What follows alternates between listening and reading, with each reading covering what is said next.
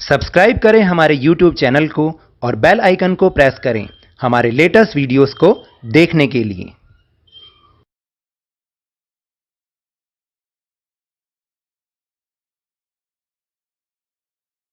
Hello and welcome to Lavneesh sir की class.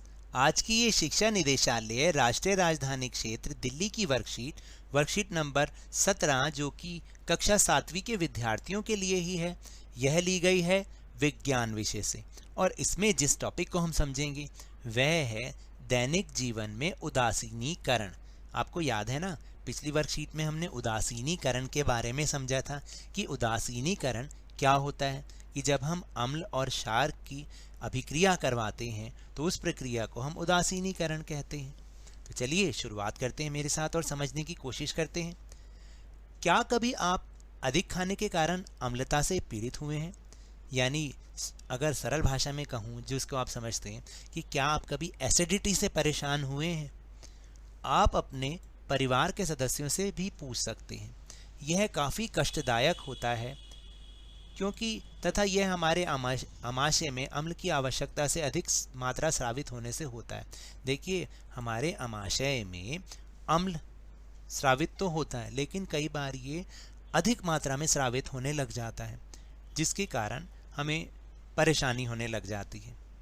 अम्ल, ज़रा सोचिए कि चींटी के काटने पर जलन क्यों होती है?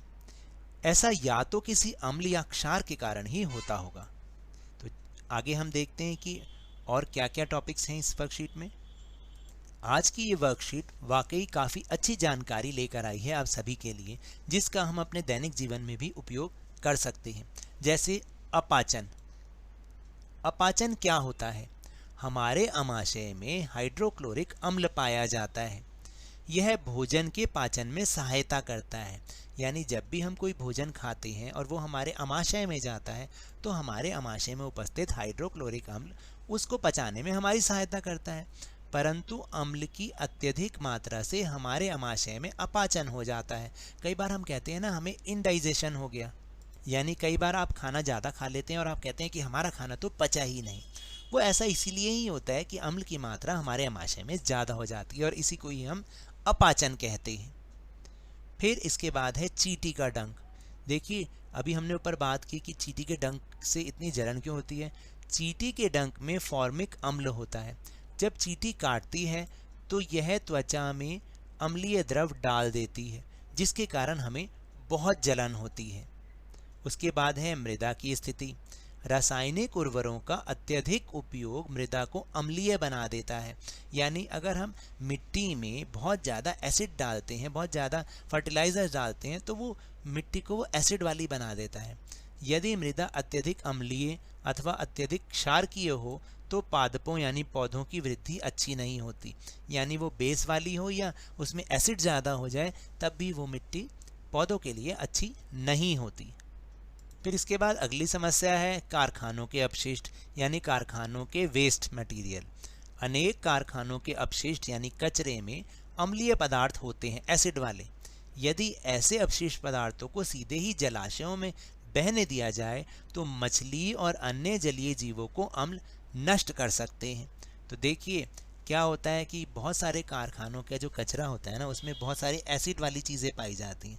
यदि ऐसे इन पदार्थों को ऐसे ही बहा दिया जाए जलाशयों में, तो जो जलाशयों में रहने वाले जीव हैं वो बेचारे, उनको बहुत ज़्यादा मुश्किलें हो जाती हैं इस अम्ल से। तो इसके लिए क्या किया जाए? उपरोक्त सभी स्थिति अवांछित और नुकसानदायक है, इसलिए इन सभी का उपचार करना बहुत जरूरी है। जिन जिन स्थितियों को हमने अभी ऊपर समझा, तो इनका क्या उपचार है, चलिए देखते हैं। अपाचन का उपचार, यानी कई बार जब हमें अपाचन हो जाता है तो हम उसका उपचार कैसे करें। अपाचन के कारण स्रावित अम्ल की अधिक मात्रा को उदासीन करने के लिए हम प्रति अम्ल लेते हैं। यानी कहने का मतलब है कि अम्ल की मात्रा ज़्यादा हो गई, अब उसको हमें उदासीन करना है, यानी उसको बैलेंस करना है। तो इसके लिए हम प्रति अम्ल, या इंग्लिश में हम उसे एंटासिड भी कहते हैं, वो हमें लेना पड़ता है। ये प्रति अम्ल एक दुर्बल क्षार होता है, यानी बेस होता है। उदाहरण के लिए दूधिया मैग्नीशियम जिसमें मैग्नीशियम ऑक्साइड होता है, हम उसको लेते हैं। या आपने देखा होगा कई बार आप कहते हो डाइजीन खा लो, डाइजीन की गोली भी आती है और डाइजीन का सिरप भी आता है, तो कहते हैं कि जी ये खा लो।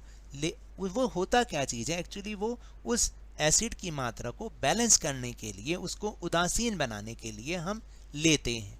तो यही हमारे अपाचन का उपचार होता है।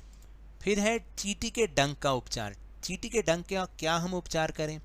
चींटी के डंक में उपस्थित फॉर्मिक अम्ल के प्रभाव को नमीयुक्त खाने वाला जो सोडा होता है, जिसको हम सोडियम हाइड्रोजन कार्बोनेट रासायनिक नाम है उसका, या कैलेमाइन विलियन जिसको जिंक कार्बोनेट विलियन भी कहते हैं, उसको मलकर उस फॉर्मिक अम्ल के प्रभाव को उदासीन बना दिया जाता है।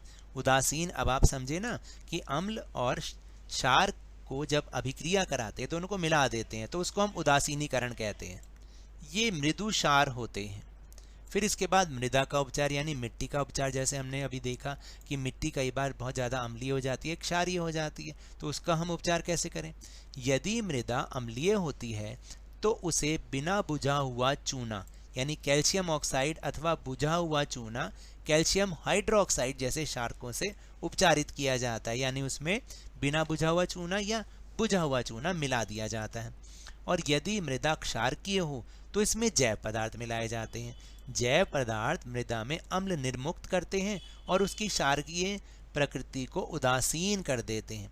तो कहने का मतलब यह है कि अगर क्षार ज़्यादा हो, क्षार जिसको बोलते हैं बेस कहते हैं इंग्लिश में, वो ज़्यादा हो तो उसमें अम्ल मिला देते हैं, और अगर अम्ल ज़्यादा हो तो उसमें क्षारक मिला देते हैं। फिर इसके बाद कारखानों के अपशिष्ट का उपचार। कारखानों के अपशिष्ट को जलाशयों में विसर्जित करने से पहले क्षारकीय पदार्थ मिलाकर उदासीन किया जाता है, यानी अगर उनके कचरे में अम्ल वाले पदार्थ ज़्यादा हैं तो उसमें क्षारकीय पदार्थ मिला दिए जाते हैं, जिससे वो उदासीन हो जाता है और उनका इफेक्ट ख़त्म हो जाता है। तो अब हम चलते हैं अपने प्रश्नोत्तर की ओर। तो पहला प्रश्न है कि अपाचन से आप क्या समझते हैं?